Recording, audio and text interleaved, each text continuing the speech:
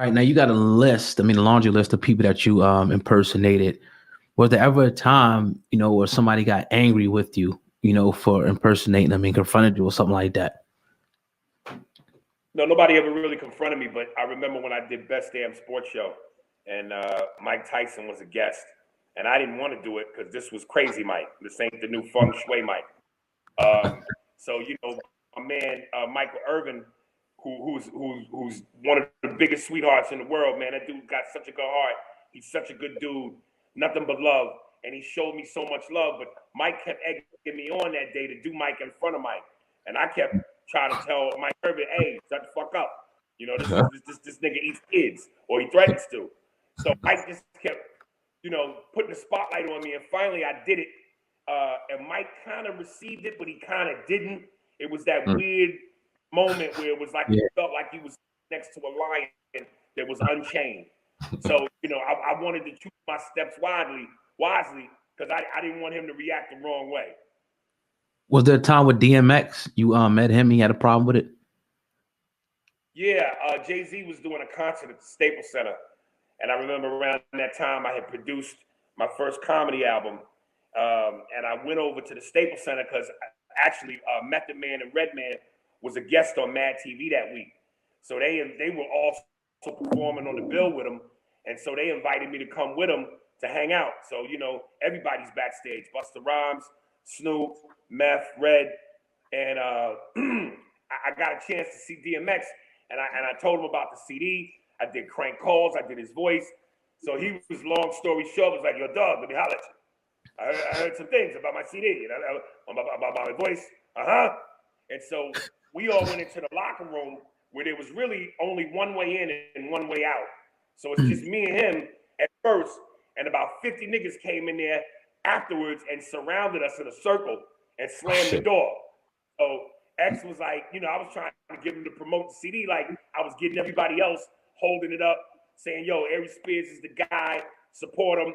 And X was like, "Yo, dog, come to my hotel tomorrow. Let me hear it. If it's good, If it's not, So, it's moment." Dope. Shit. Mad TV. Talk about how you got on that show. I'm gonna try to simplify this. Back in the 90s, early 90s, mid 90s, Hollywood used to do this thing where they would give you a development deal if they wanted to lock you up for a year and take you off the market to potentially do a show with you. And when I went to LA, my manager at the time was Norm Nixon, Debbie Allen's husband. And of course, she was the showrunner for A Different World and some other sitcoms that she would direct. And I remember, I think she was doing an episode of Fresh Prince, and DL Hewley was the warm-up. So I went over, and DL saw that I was there, and he let me do like 5 minutes of stand-up, or like a little quick set in front of the audience. And I had crushed it so bad that, word got around town quickly about this hot young kid who's in town, who's incredible and this and this. So for the first 5 years of being in LA, I was in development hell. I just basically went from development deal to development deal, and which is to say I was taken off the market every year for 5 years straight. I made a lot of money, but I didn't produce anything. But somewhere in that, I remember I had auditioned for Mad TV, and they wanted me the first year, but I was locked into a deal with Aaron Spelling to do a show had gone past the pilot called Crosstown Traffic. It was like a mod squad. That never really came to fruition, but the president of the network at the time was such a big fan of mine. When my deal was about to expire with Fox, he basically said, "Look, I know we didn't develop nothing for you, but I really like your talent. I don't want you to go nowhere else. You auditioned for Mad TV 3 years ago, and they wanted you then. So why don't you just jump on that show now?" And that's how I got Mad TV in its third season.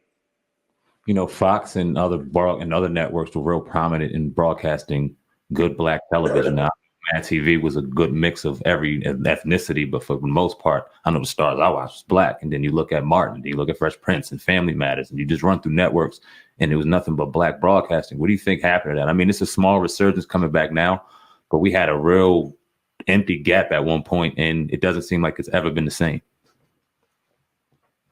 Yeah, you know, CNN did this run of these